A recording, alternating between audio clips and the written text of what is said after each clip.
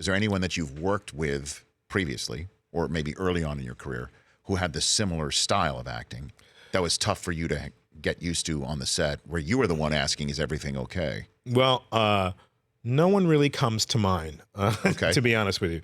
I did do a play with Delroy Lindo, and I noticed he had the same rhythm that I did. Okay. He got to the theater at 4 o'clock in the afternoon, and then we don't even go on till 8. So a lot of preparation went into his mindset of what he was about to do. James Earl Jones is another actor who I found could zip in and out of being jolly, but on certain nights he would come in and speak to no one and just have his intention in the forefront of his brain.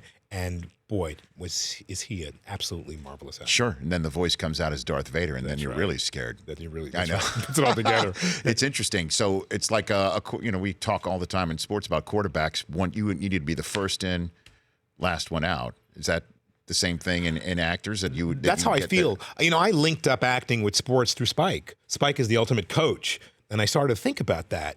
How do you feel when you get, I was a baseball player myself when I was young, Little League. I always had a certain real gusto for the game because it is like being a gladiator, going into that forum, that coliseum.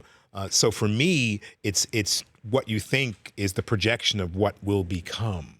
And it's almost coordinating that eye-hand coordination that you have to have when you're swinging the bat. It's that it's a music, it's a rhythm, and that for me, acting is that way. It's interesting that you say that in terms of also Spike Lee, also because when you hear the phrase also in sports, speak it into existence.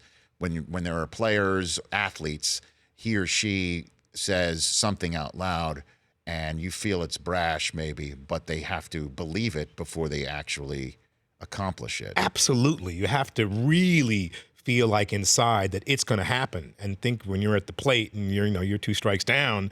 It's hard not to feel defeated, but much better a vision to see that ball going out of the park. Who was your guy growing up, or gal growing up that you? Sidney Poitier.